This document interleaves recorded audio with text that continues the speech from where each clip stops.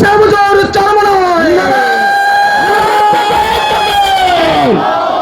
নারে তাকবীর আল্লাহু আকবার। এই ছাত্রী সুলেমানের কোন মার্কা আছে? মার্কা সবাই বলে জাহির ভাইয়ের 12 তারিখ বিজয় হবে। নারে তাকবীর। আসসালামু আলাইকুম ওয়া রাহমাতুল্লাহি ওয়া বারাকাতুহু। আলহামদুলিল্লাহি ওয়া কাফা ওয়া সালামুন আলা ইবাদিহিল্লাযীনা ইসতাফা, আম্মা বা'দ।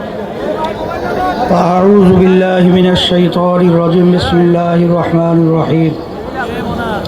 ইন্নাদ দীনা ইনদাল্লাহিল ইসলাম।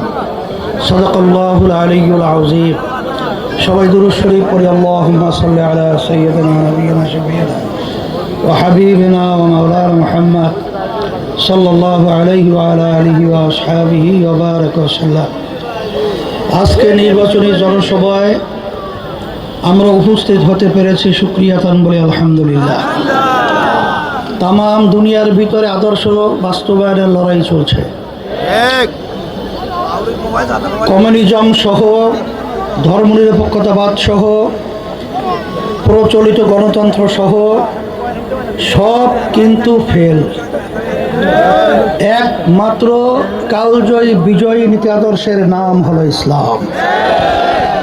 বাংলাদেশের ভিতরে 100-র মধ্যে প্রায় 92 জনের মতো মুসলমান বসবাস করে। এই দেশের মধ্যে আজানের শব্দে বাচ্চাদের ঘুম ভেঙে যায়, আজানের শব্দে বাচ্চারা মায়ের কোলে ঘরে যায়। বাংলাদেশের মানুষ ধর্মপ্রিয়। বিশেষ করে নোয়াখালী হলো উল্লেখযোগ্যভাবে ইসলামের প্রতি, ধর্মের প্রতি সর্বশ্রেণীর পেশার মানুষের আন্তরিকতাও অনেক বেশি। এই মাটিতে জন্মগ্রহণ করেছিলেন হাফিজ হুজুর রহমাতুল্লাহি আলাইহি।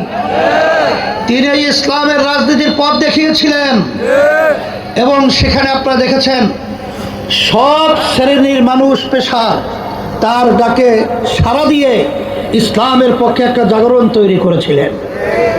আজকে বাংলাদেশের মধ্যে 54 বছর যারা দেশ পরিচালনা করেছে, ইসলামী নীতি আদর্শ বাদ দিয়ে আমরা তাদের শাসন দেখেছি।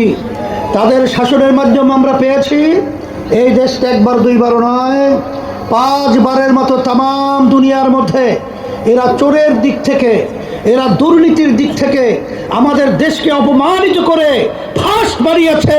চোরের দিক থেকে তাম দুনিয়ার মধ্যে, বিশ্বের মধ্যে 1 নম্বর আমাদেরকে অপমানিত করে ফার্স্ট বানিয়েছে। আজকে এদের পরিচালনা আমরা দেখেছি, এদের পরিচালনায় হাজার হাজার মায়ের কোলগুলো সন্তান হারা হয়ে গেছে। এদের পরিচালনায় আমাদের দেশের টাকাগুলো বিদেশে পাচার হয়েছে। এক কথা আমরা যা চেয়েছি তা পাইনি। 2024 5ই আগস্ট অভ্যুত্থানের পরে আমরা যখন আওয়াজ তুলেছিলাম ইসলামের পক্ষে একটা বাক্স, আলহামদুলিল্লাহ সেই আওয়াজে সারা দেশের মানুষ তারা যখন নাকি আওয়াজের সাথে একমত হয়ে যখন তারা একাত্মতা প্রকাশ করলো, তখন এক শ্রেণীর, বিশেষ করে একটা দল ইসলামের নামে ওরা ইসলামের পরিবর্তে ক্ষমতার লোভী হয়ে গেছে। ওরা আজকে আমাদেরকে বলে যে ওরা নাকি এই প্রচলিত নিয়ম অনুযায়ী দেশ পরিচালনা করবে। আমি বলবো প্রচলিত নিয়ম অনুযায়ী দেশ পরিচালনার মাধ্যমেই তো আমাদের দেশের মায়ের কোলগুলো সন্তান হারা হয়ে গেছে। আজকে হাজার হাজার লক্ষ কোটি টাকা আমাদের দেশ থেকে বিচার পাচার হয়ে গেছে। এই আইনের মাধ্যমে পরিচালিত হওয়ায় আমাদের দেশের মধ্যে দুর্নীতিতে 5 বার চোরের দিক থেকে ফার্স্ট হয়েছে। কথা ঠিক না? এই জন্য আমি সকলকে আহ্বান জানাবো, যারা নাকি ইসলামের লেবেল লাগিয়ে, যারা নাকি এমইটি স্বর্ণ চেনেন, এমইটি স্বর্ণ দেখতে মনে হয় যেন চকচক করে স্বর্ণ, আসলে মূলত স্বর্ণ নয়, ওটা হইল একটা উপরে লেভেল লাগাইছে স্বর্ণের, ভিতরে কিন্তু অন্য কিছু, ভিতরে হইল স্বর্ণের পরিবর্তে অন্য কিছু। আজকেও আমাদের সামনে এক শ্রেণী ইসলামের নামে লেবেল লাগিয়ে আজকে আমেরিকার নীতি আদর্শ বাস্তবায়ন করতে চায়। আজকে ভারতের কালচার